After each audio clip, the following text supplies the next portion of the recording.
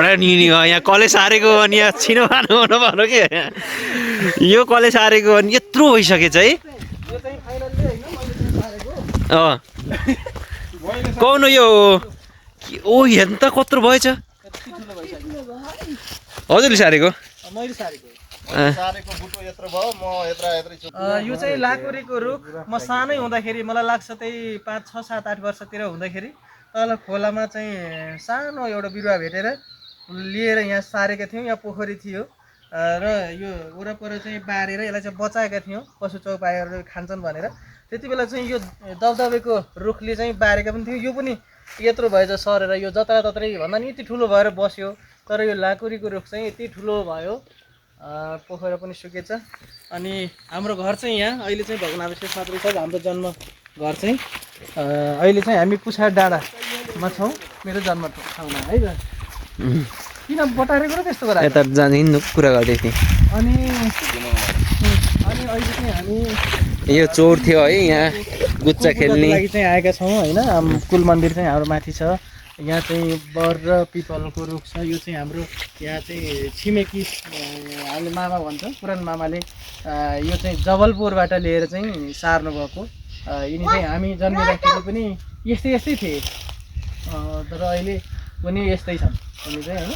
अनि यहाँ चाहिँ यो पानीको धारो अहिले चाहिँ यो अहिले यस्तो अवस्थामा देख्नु भएको छ। तर त्यो चाहिँ के थियो भन्दाखेरि हामीले यो खानेपानीको अभावको कारणले गर्दाखेरि यो भैँसी खोलाको माथि त्यसलाई ठाउँलाई चाहिँ के भन्थ्यो अरे हिले खोलाबाट चाहिँ पाइप लिएर अनि त्यसपछि यहाँ चाहिँ पानी खान्थ्यौँ। एनी टाइम पानी आउँथ्यो, सबै सुविधा थियो है। तर अब बाटोसाटोको सुविधा थिएन, यहाँ केही थिएन है। तर बाटोको यस्तो पारिपट्टि देखिहाल्नुभयो। आज हामी त्यही बाटो आयौँ। अनि यहाँ चाहिँ घर थियो हाम्रो। घरको चाहिँ अहिले चाहिँ भग्नावशेष मात्रै देख्न सक्छौँ। घर गोठ त्यहाँ अगाडि गोठ थियो। अनि अझै अगाडि चाहिँ यहाँ अब बारी थियो, ठुलो बारी थियो। त्यसबाट सानो चाहिँ बाटो थियो, गोरेटो बाटो थियो, लगेर जाने गोरेटो बाटो थियो। अहिले त मोटर बाटो बन्यो। पारिपट्टि देखिहाल्नुभयो त पुरै भिड थियो। हामी यतिकै हिँड्ने डोरा पनि राम्रोसँग थिएन। गाई बस्तु पनि हिँड्न सक्दैन थियो त्यहाँबाट। तर अहिले चाहिँ अब मोटर बाटो बन्यो होइन। तर विकास भएको छ ठाउँ ठाउँमा, नभएको होइन। तर बसाइसराईले चाहिँ बस्ती रित्तो भयो। धेरै विकास गाउँ छिर्यो, मान्छे सहर छिरे, यस्तो भयो। र अब यहाँ चाहिँ उत्तिस सारेर उत्तिस पनि ठुल्ठुला भएर पनि सुकेर पनि दाउरा बनाइसकेको अवस्था पनि छ। यो चाहिँ हाम्रो यहाँ एउटा जा एयरपोर्ट भन्थ्यो लगभग ठुलै छ बारी चाहिँ। फेरि रुख कति घाँस काटिन्छ है। ओहो फेरि काट पुरै सुकेछ के भएर सुक्यो यो हजुरले काट्नुभयो दाउरा अनि अमिलाको रुख अझै पनि रहेछ। अनि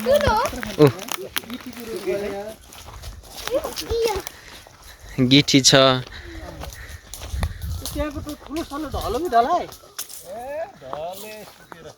हो र। अब पारिपट्टि देख्न सक्छौँ कि त्यो खरहरू है, त्यो खर देख्छौँ। हामीले गाई बाख्रा पाल्दै गर्दाखेरि अझै छेउमा गएर बोल्छु म।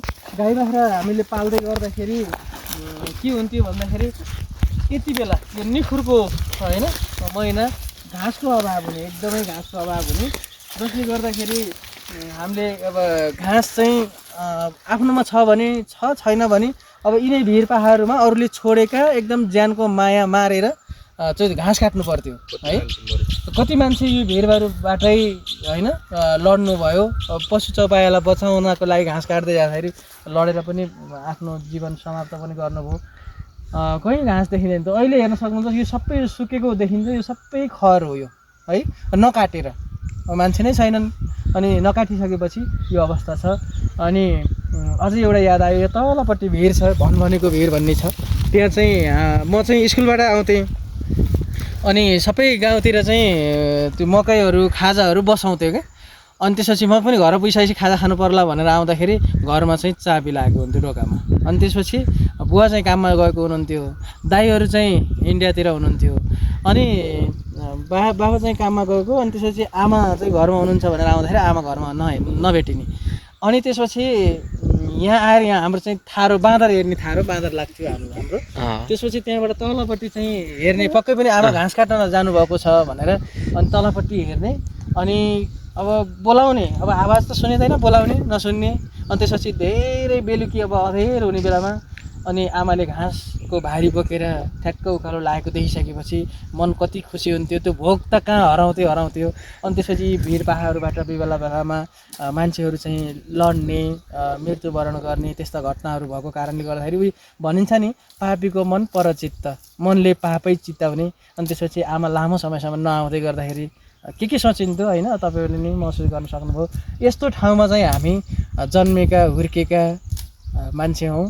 तर अहिले यो ठाउँ धेरैले बिरानो बनाउँदै गर्दाखेरि हामीले पनि बिरानो बनायो, दुःख लाग्छ। तर यो निकै भनिन्छ नि, जननी जन्मभूमिश्च स्वर्गादपि गरिएसी। आज हामीले जननी आमा पनि गुमाएका छौँ र आफ्नो जन्मभूमिलाई पनि छोडेर अलि टाढा पुगेका छौँ। यद्यपि यो सबै मनभित्र छ। अब बाँदर हिँड्नु थाहा त यहाँ सख्रान्टा कति हुन्थ्यो है। सबैजना अगाडि हिँडौँ न बल्ल। यहाँ चाहिँ हाम्रो खेतीपातीको हिसाबले चाहिँ के हुन्थ्यो भन्दाखेरि मकै, नर्मल्ली मकै, गहुँ, कोदो यिनी त भइहाल्यो होइन, सबै हुन्छ। तर यहाँ हाम्रो स्पेसल्ली चाहिँ अझै के हुन्थ्यो भन्दाखेरि रातो सखरखन्टा चाहिँ हुन्थ्यो, जुन चाहिँ पाथीको हिसाबले बिक्री हुन्थ्यो।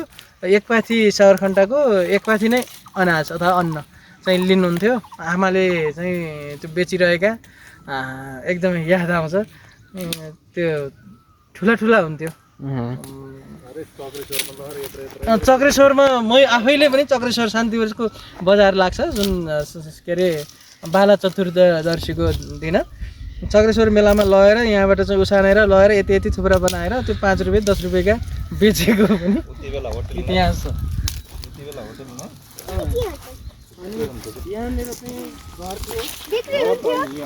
यहाँ तलतिर हाम्रो यहाँनिर घर थियो, घर त उहाँ पनि थियो, यहाँ पनि घर थियो, जुन अहिले ठुलो खन्निम भनिन्थ्यो। ठुलो खन्निम पनि यहीँ थियो। अनि त्यसपछि अहिले त यहाँ थियो घर। अहिले अब ओ तल छेउमा नजाऊ। याद छ। अनि त्यसपछि उहाँ पारिपट्टिको त्यो भिर चाहिँ मलाई एकदम सम्झँदा पनि डर लाग्छ। यतापट्टिको यो चाहिँ भिर हो, यहाँनिर यो ठ्याक्कै ओडार यहाँ चाहिँ 8वटा बाँदर मारेको चाहिँ हो हामीले। त्यो चाहिँ सम्झना चाहिँ चाहन्न है।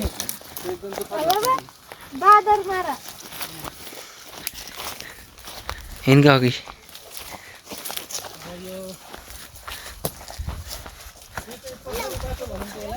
पहर पाटोमा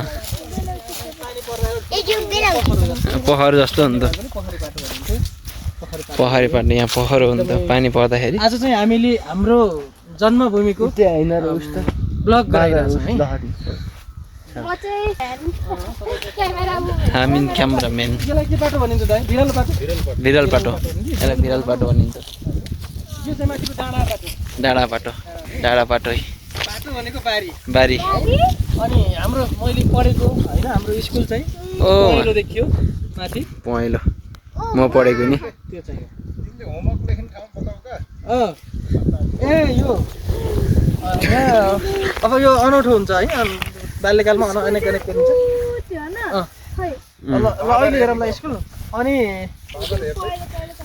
अब यहाँ के गरिन्थ्यो भन्दाखेरि होइन, अब त्यहाँ चाहिँ थारो थियो। थारू भनेको चाहिँ त्यो टेम्पोररी बनाइएको एउटा सानो घर, जुन घाम र पानीबाट बस्नको लागि। यहाँ चाहिँ अब खेती गर्ने भएको कारणले गर्दाखेरि मकैहरू अरू त खासै हेरिन्थ्यो।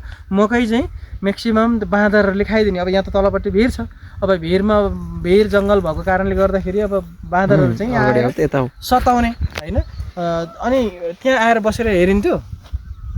हेर्दै गर्दाखेरि अब म चाहिँ अलिकति त्यो मन पनि अब त बालबच्चा कालमा त अलिकति चञ्चले पनि हुन्छ नि त होइन अनि अनेक गरौँ जस्तो पनि त्यसपछि के गरिन् त भन्दाखेरि अलि यताबाट खिचेन यताबाट खिच्दा दाइलाई पनि खिचिदियो त्यसपछि ओ यो काँक्राको रुखको यो फेद छ होइन ठुलो रुख त्यसमा चाहिँ बाँस दुईवटा यो एउटा बाँस यताबाट छिराएर त्यो पालमा एउटा बाँस चाहिँ यताबाट छिराएर उता यस्तो क्रस गराएर अनि यतापट्टि चाहिँ ठ्याक्क बस्ने बनाएर त्यहाँ बसेर म चाहिँ स्कुलको होमवर्क गर्थेँ है त्यस्तोमा चढेर यहाँ चाहिँ यो दुधिलो हेर्नु त यो उस यो अहिलेको यो हेर्दै गर्दाखेरि आकारै अर्को देखिन्छ तर त्यति बेला खेतीपाती गर्दै गरेको आकार चाहिँ अर्कै हुन्थ्यो अर्को रम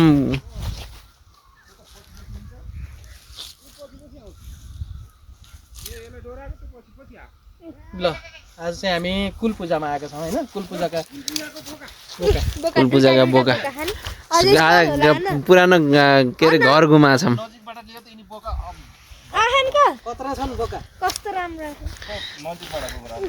बोका लगाएर यत्रा छन् ल हाम्रै देखिन्छन् कि यो सबैभन्दा ठुला नलड यसले माया गर्नु खोजे हा लाएर सिङ चाहिँ नपुगाला त्यति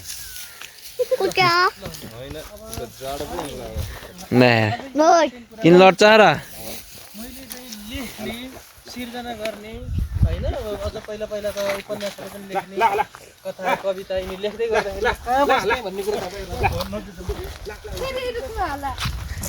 मेरो सोच पनि यो छ कि अब एउटा सिरियल अथवा केहीको स्टार्टिङ अथवा समय मिल्यो भने म यही ठाउँमा आएर चाहिँ एउटा स्टोरी लेख्न चाहन्छु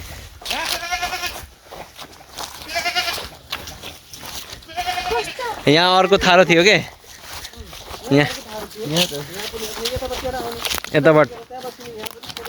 यताबाट एक थरी बाँधेर आउने यताबाट एक थरी बाँधेर आउने यहाँ चाहिँ कस्तो भन्दाखेरि यो छ घाँसहरू अझै काटिएको रहन्छ घाँस यस्तो छ नयाँ बनाइसक्नु ग्रुप खिचौँला ए खिचौँला अनि ओ यो जहाँ छ नि अब यहाँमा छ नि यही एरिया नै ल म यसो गर्छु यही एरियामै होइन यही एरियामा वरपर चाहिँ बसेर हामी चाहिँ होइन कि म चाहिँ बसेर चाहिँ लेख्ने गर्थेँ है यो चाहिँ अब यसको चाहिँ अनुभव लगभग विशाललाई पनि छ मलाई पनि छ म पनि लगभग त्यतिखेर अब यिनी चाहिँ थाहा छ अनि त्यसपछि यो जङ्गलहरू भए होइन यो तल हामीले के भन्थ्यौँ अरे पाले भन्थ्यौँ पालेको वन थाहा छ याद छ वन पाले भने अहिले सानो यत्रो जग्गा है त झरे होइन अलिअलि त थाहा यो खैराली कति ठुलो अचार खाने ओ पारिबाट बाँदर आयो भन्थे यहाँबाट बाँदर गयो बाँदर आयो भनिन्दो नाकको थान है यो गाईको बुढो यहाँ चाहिँ नाकको थान थियो हाम्रो